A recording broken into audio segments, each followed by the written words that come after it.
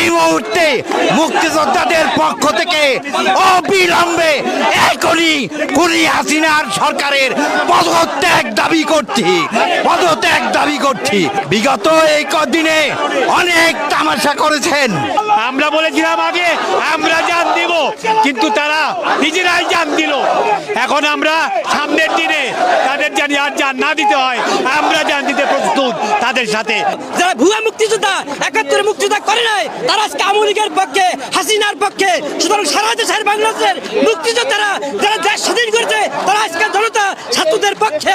এই কথা আমরা বলতে পারি আপনাদেরকে, আমরা হাত দিয়ে গল করে হাত দিয়া। যে পর্যন্ত ছাত্রদের এই দাবি, আমাদের জনগণের ভোটারদের দাবি মানে না হইবে, সে পর্যন্ত হাসিনার পতনের পর্যন্ত আমরা শেষ পর্যন্ত দিয়ে আবার রক্ত দিয়ে আমরা মাঠে থাকবো ইনশাআল্লাহ। আমরা মুক্তিযোদ্ধারা কোনো কোটা চাই না, তবু আপনারা এই কোমলমতি শিশুদের বুকে গুলি করিয়েন না। ৭১ থেকে এই পর্যন্ত আমাদের যুদ্ধ থেমে নাই। আজকে বুকটা ভরে যায়, কিন্তু আমাদের কান্দাও আছে, গন্ধনও আসে। এত অল্প বয়সী প্রাণের ধ্বংস হলো এই একটা হত্যারও আমরা অন্যথায় যেতে দেব না। আমরা ৭১-এ যেই যুদ্ধ শেষ করতে পারি নাই, আমরা এই আমাদের কোমলমতি ছাত্রছাত্রীদের, শিক্ষার্থীদের মাধ্যমে সেটা আমরা ইনশাআল্লাহ পূরণ করব। আমরা এই মুহূর্তে ঘোষণা করছি, সারা দেশে যে সমস্ত মুক্তিযোদ্ধারা ৭১-এর রণাঙ্গনের মুক্তিযোদ্ধারা এখনো বেঁচে আছে, তাদেরকে করজোরে অনুরোধ করব, আপনারা এই কোমলমতি ছাত্রদের পাশে এসে দাঁড়ান। আমরা দাঁড়িয়েছি, ওদের পথ প্রদর্শকের ভূমিকায় আপনারা দাঁড়ান। আমরা দাঁড়িয়েছি, আমাদের পাশে এসে দাঁড়ান। আমরা খুনি হাসিনার পতন চাই। ১৯৭১ সালের রণাঙ্গনের মুক্তিযোদ্ধারা আমরা আজকে একত্রিত হয়ে কোমলমতি ছাত্রদের সাথে একত্রিত ঘোষণা করছি এবং তাদের রক্তের বদলা চাই। শেখ হাসিনা, এখনো সময় আছে, তুমি নীরব হও, এখনোই তুমি পদত্যাগ করো। আর তুমি এই দেশের রক্ত ঝরাবে না, তোমার রক্তের বন্যা আমাদের আর বুকে লাগাও না। এই সরকার নানা রকম নাটক করে আজকে কোথায় নিয়ে গেছে, যে গত 2 সপ্তাহে তারা কয়েকশো শিশু সন্তানকে, আমাদের বাচ্চাদেরকে তারা বুকের মধ্যে গুলি করে হত্যা করেছে আমাদের টাকার গুলি দিয়ে। আমরা এর প্রতিবাদ জানাচ্ছি। আমরা আজকে আবু সাঈদ যেইভাবে দেখিয়ে দিয়েছে, তার সিনা টান করে আমাদের লজ্জায় পড়েছি। আমরা আজকে সিনা টান করবো। আসো, আমাদের বুকে গুলি মারো। মুক্তিযোদ্ধাদের পক্ষ থেকে আজকে আমরা বৈষম্য বিরোধী এই ছাত্র আন্দোলনে শরীক হওয়ার জন্য, একাত্মতা ঘোষণা করার জন্য আজকে আমরা এখানে দাঁড়িয়েছি। আমরা মনে করি আমরা সেদিন যুদ্ধে গিয়েছিলাম কোনো কোটা বা সুবিধার জন্য না, আমরা দেশটাকে স্বাধীন করার জন্য সেদিন যুদ্ধে গিয়েছিলাম। আমরা মনে করি আমাদের কোটার প্রয়োজন নাই, কিন্তু আমাদের এই কোমলমতি শিশুদের বুকে আর একটাও গুলি চালাবেন না। এই আন্দোলনের যারা নেতৃত্ব দিচ্ছে, তাদের ইচ্ছা মতন যতক্ষণ পর্যন্ত সবকিছু না চলবে, ততক্ষণ পর্যন্ত আমরা রাজপথে থাকবো। আমাদের সন্তানরা জীবন দিতে শিখেছে, আর আমাদের কোনো চিন্তা নাই, আমরা আছি তাদের সাথে। এই দেশের ছাত্রীদেরকে তুমি আর একটা গুলি চালাবে না। আমরা অনেক সহ্য করেছি, এখন ধৈর্যের বাঁধ ভেঙে গেছে। আমরা সবাই মুক্তিযোদ্ধারা একত্রিত হয়ে আজকে এই শহীদ মিনারের সামনে এসে ছাত্র জনতার সামনে সম্মুখীন হয়েছি। এই দেশে আর যেন কোনো গুলি চলে না। পুলিশ বাহিনীকে হুঁশিয়ার করে বলছি, আপনারা সবাই নিরপেক্ষ হন।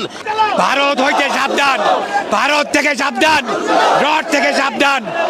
এটা চেষ্টা করবে এই আন্দোলনকে অন্য খাতে নিয়ে যেতে, কিন্তু আপনারা এতদিন পর্যন্ত যা দেখিয়ে দিয়েছেন, দিতে পারবে না। এবং আমরা আছি আপনাদের সাথে।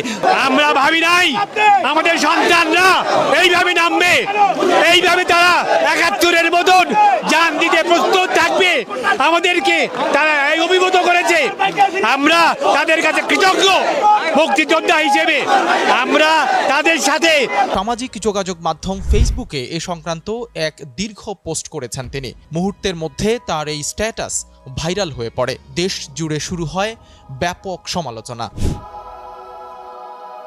গত বৃহস্পতিবার ঊর্ধ্বতন এই পুলিশ কর্মকর্তা নিজের ফেসবুক আইডিতে কোটা বিরোধী আন্দোলনকে কেন্দ্র করে আইন শৃঙ্খলা রক্ষাকারী বাহিনীর গুলিতে নিহতদের নিয়ে ক্ষোভ প্রকাশ করে একটি পোস্ট দেন। আলোচিত এই অতিরিক্ত ডিআইজি মনিরুজ্জামান ট্যুরিস্ট পুলিশের খুলনা ও বরিশাল বিভাগের দায়িত্ব পালন করছেন। মনিরুজ্জামান তার ফেসবুক পোস্টে লিখেছেন, বিবেকের তাড়নায় ক্ষত বিক্ষত হচ্ছি। শিশু, কিশোর, যুবক, যুবতী সহ 2 শতাধিক মানুষকে গুলি করে হত্যা করা হয়েছে। এই হত্যাকারীরা হলো বাংলাদেশের আইন শৃঙ্খলা রক্ষাকারী বাহিনীর সদস্য, যাদের জীবিকা চলে জনগণের ট্যাক্সের টাকায়। আইন শৃঙ্খলা রক্ষাকারী বাহিনীর একজন সদস্য হিসেবে নিজেকে বড় অপরাধী মনে হচ্ছে, লজ্জিত ও অপমানিত বোধ করছি।